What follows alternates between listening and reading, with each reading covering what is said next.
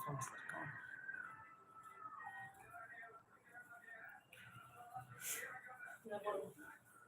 ஈரமா இருக்குல்ல, அது கொடியில கட்டி இதில் ஒட்ட இதை வெட்டுறது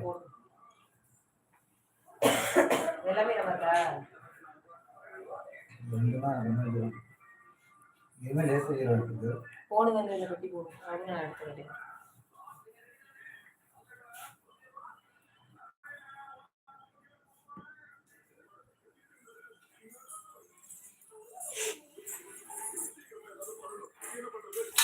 டிவியா பார்த்துட்டு இருக்கீங்க? கேட்டேன், சவுண்டை கம்மி பண்ணு. என்ன தேடுறீங்க?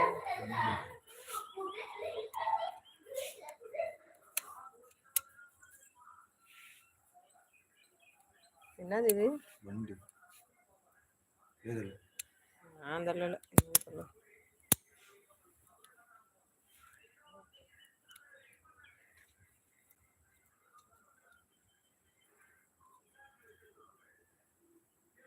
ஸ்டாண்டில் வச்சுட்டேன்னா எனக்கு ஒரு இதாக இருக்கும்.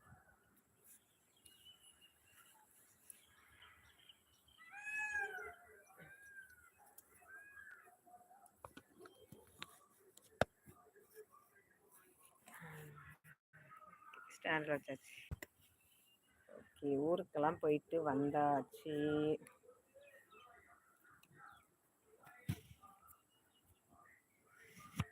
ஊருக்கு ஏன் போனங்கிற மாதிரி ஆயிடுச்சு ஃப்ரெண்ட்ஸ். காய்ச்சல், சளி, உடம்பு முடியாமல் ஆகி இன்னைக்கு தான் கொஞ்சம் பரவாயில்ல. ஃபேஸை பார்த்தாலே தெரியும், பழைய ஃபேஸுக்கு போயிட்டேன். மைசு டிவியில் வந்து சவுண்டை கம்மி பண்ணு, இன்னும் கம்மி பண்ணு. Hi hi.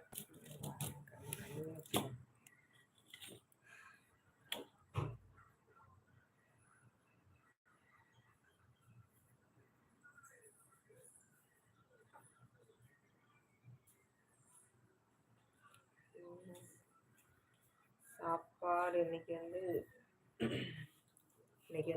சாம்பார்.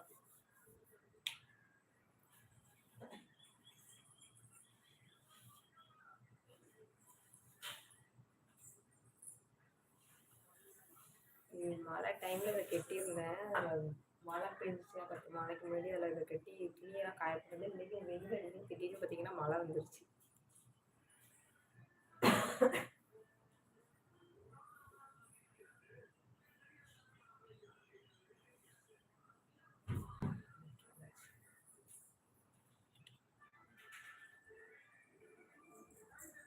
பத்து நிமிஷம் கழிச்சு அதை கட்டிக்கலாம்.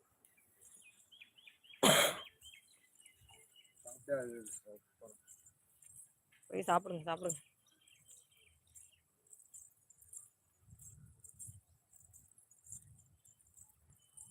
எப்படி இருக்கீங்க? ஹாய் அக்கா, மாலை வணக்கம். ஹாய் அக்கா சொல்லியிருக்கீங்க. ஹாய், எப்படி இருக்கீங்க? நல்லா இருக்கேன். நீங்கள் நல்லா இருக்கீங்களா?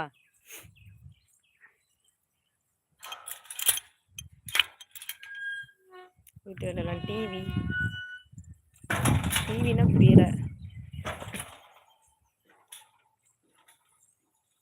டிவிஸ் ஓடிட்டு இருந்துச்சு, அங்கே ஒரே சவுண்டாக கேட்குது. அதான் வெளியில் வந்தாச்சு. வெளியில் வந்து இங்கே மரத்தடியில் வந்து உட்காந்தாச்சு.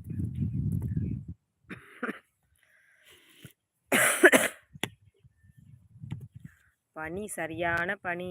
தஞ்சாவூரில் வந்து சரி பனி. அந்த பனி வந்து ரொம்ப விஷ பனி மாதிரி ஆயிடுச்சு. எப்படா ஊருக்கு போகலாம் அப்படின்னு சொல்லி ஜாலியாக போவேன். எப்போதுமே அம்மா வீட்டுக்கு போனாலே எல்லாருக்குமே ஜாலியாக தானே இருக்கும். அந்த மாதிரி ஜாலியாக கிளம்பி போனேன். போயிட்டு கூட 2 நாள் கூட இருக்க முடியல, உடம்பு ரொம்ப சரியில்லாமல் ஆயிடுச்சு. அதான் சேர்ந்து திரும்பி ரிட்டர்ன் வந்தாச்சு. நேற்று இல்லை, முந்தா நாளே வந்தாச்சு. 3 நாள் ஆகிட்டு. இனிய மாலை வணக்கம் மேடம் சுரேஷ். ஓகே. ஹாய். வணக்கம். நாய்க்குட்டி லைக் போட்டு விட்டேன். Okay friends. ஓகே.